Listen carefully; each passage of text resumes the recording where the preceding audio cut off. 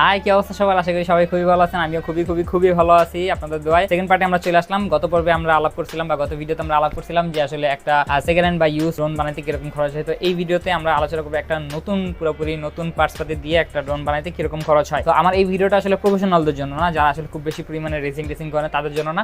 আমার এই ভিডিওটা হচ্ছে যে যারা আসলে নতুন বিগিনার, কিন্তু কোনো গাইডলাইন্স পাচ্ছে না যে একটা ড্রোন কিভাবে তারা বানাবে বা তারা কিভাবে শুরু করবে, কেমনে কি করবে। আসলে তারা অনেক সময় দেখা গেছে যে শুধুমাত্র নলেজের অভাবে তারা করতে পারে না, তাদের জন্য আমার এই ভিডিওটা। তো তাদের মধ্যে দুই ক্যাটাগরির লোকজনই আছে, যারা একটু বাজেট কম পুরাতন পার্টসপাতি দিয়ে, আবার তাদের মধ্যে আরো ক্যাটাগরি আছে যাদের বাজেট খুব বেশি আছে বা টাকা পয়সা আছে খুব ভালো, তারা হচ্ছে যে ড্রোন বানাতে চায়, ড্রোন হবিতে আসতে চায় বাট আসতে পারতেছে না, তাদের জন্য আর কি এই ধারণাটা। তো ফ্রেম হিসাবে যদি আমরা একটা 5 ইঞ্চির কোয়াড বানাইতে চাই, তাহলে ফ্রেম হিসাবে সেই একই থাকবে। Mark 4 এর 5 ইঞ্চির একটা ফ্রেম, সেটার দাম হচ্ছে, নতুনের দাম হচ্ছে 2700 টাকা। এবং এটার সাথে কিন্তু যারা নতুন পার্টস ইউজ করে লাগাবেন তারা অবশ্যই 3D প্রিন্টেড পার্টস ইউজ করবেন। So 3D printed parts use করলে আরো হচ্ছে 3 থেকে 400 টাকার মতো আপনার 3D পার্টস।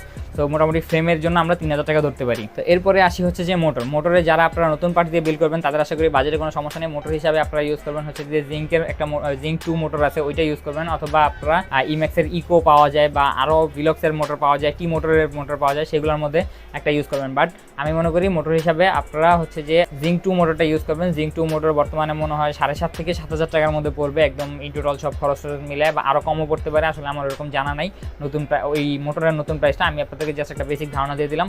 তো আমরা ধরতে পারি যে মোটরের দাম পড়বে অলমোস্ট ধরেন যে 6,000 টাকা। 6,000 আমি সর্বনিম্ন বললাম, আপনারা একটু বাজেটটা বাড়ায় ধরবেন, 6 থেকে 6,500 বা 7,000-এর মধ্যে ধরবেন, নতুন তো এই কারণে। তো ধরলাম আমরা 6,000 টাকাই ধরলাম, 6,000 টাকা মোটর আর ওদিকে গেল 3,000 টাকা, অলমোস্ট আমাদের 9,000 টাকা চলে গেছে। এরপর হচ্ছে রেডিওতে আপনারা অবভিয়াসলি ইউজ করবেন radio master ELRS, radio master pocket ELRS। তো এই পকেট ELRSটার মোটামুটি প্রাইস পড়ে যাবে আপনাদের কাছে রিসিভার সহ RP1 অথবা RP3 ভার্সন 3 এর রিসিভার একটা ইউজ করবেন।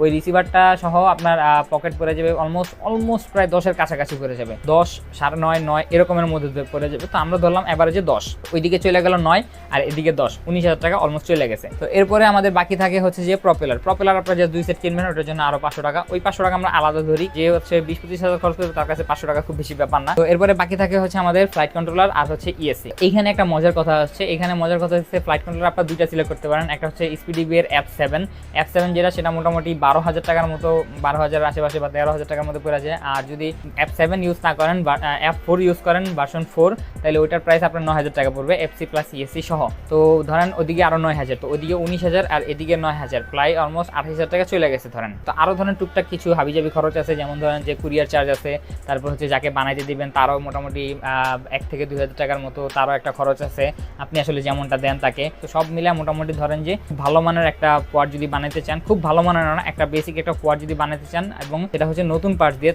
তাহলে আপনার প্রাইস পড়ে যাবে 28 থেকে 30,000 টাকার ভিতরে। এই 28 থেকে 30,000 টাকার ভিতরে কিন্তু আপনি কোনো GPS লাগান নেই এখনো। চেষ্টা করবেন যে 2,000 টাকা থেকে 3,000 টাকা বা 4,000 টাকা খরচ করে একটা ভালো মানের M10 GPS কিনতে। ওই M10 GPS-টা সহ আপনার মোটামুটি পুরোপুরি বিল্ড আসলে কমপ্লিট হয় এই GPS-টা লাগানোর পরেই। তো GPS দিয়ে আপনার বিল্ডের খরচ অলমোস্ট 32 থেকে 33,000 টাকার মতো পড়ে যায়। তো আমরা ধরলাম যে 32,000 টাকা পরে। এইটা ছিল মোটামুটি একটা ড্রোনের খরচ। এইবার আসেন যে ক্যামেরা, VTX অ্যান্ড হচ্ছে গগলসের কথায়। এইগুলা হচ্ছে আমি মনে করি যে আগে ড্রোনের প্রজেক্টটা শেষ করেন, তারপরে হচ্ছে যে আপনার VTX ক্যামেরা বা গগলসের দিকে যান, কারণ ওইগুলাতে আপনার প্রচুর পরিমাণে ভ্যারাইটি আর অপশন আছে।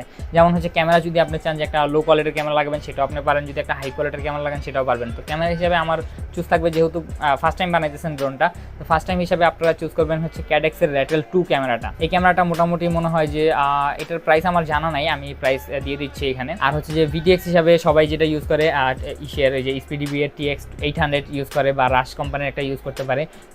তো এইটা। আর হচ্ছে যে আপনার গগলস হিসাবে আপনার যে কোনো একটা গগলস চুজ করতে পারেন, যেমন আমার পছন্দের ইচেন কোম্পানির EV800DM এই গগলসটা মোটামুটি 10 থেকে 12,000 টাকার মধ্যে মনে হয় পাওয়া যায় নতুনের হিসাবে, বা নতুন হয়তো বা আরেকটু কম বেশি হইতে পারে। এই গগলসটা যদি, তো ধরেন যদি আমি FPV হিসাবটা করি, তাহলে হচ্ছে ধরেন FPV গগলসের পিছনে 10,000 টাকা গেল, আর হচ্ছে ক্যামেরা আর হচ্ছে যে VTX এর পিছনে আপনি আরো 10,000, অর্থাৎ FPV এর পিছনে 20,000 টাকা খরচ করলেন। তো ওইদিকে ড্রোনের হিসাব শুধুমাত্র 32,000 টাকা, আর এদিকে গগলস, VTX এগুলো কিন্তু সব নতুন পার্টস হিসাব বলতেছি। আমি আরো একবার বলি, সব কিছু নতুন পার্টস হিসাব করতেছি, আমরা কোনো ইউজ পার্টস হিসাব করতেছি না।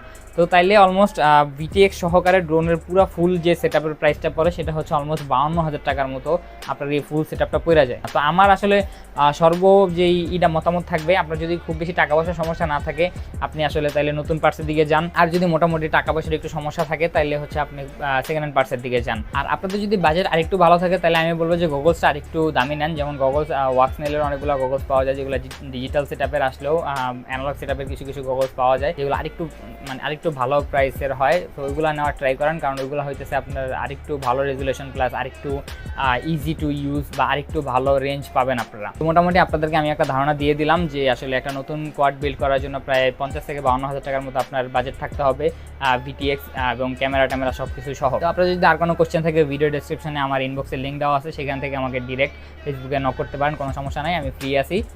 ততক্ষণে আশা করি সবাই ভালো থাকবেন, সুস্থ থাকবেন, আল্লাহ হাফেজ।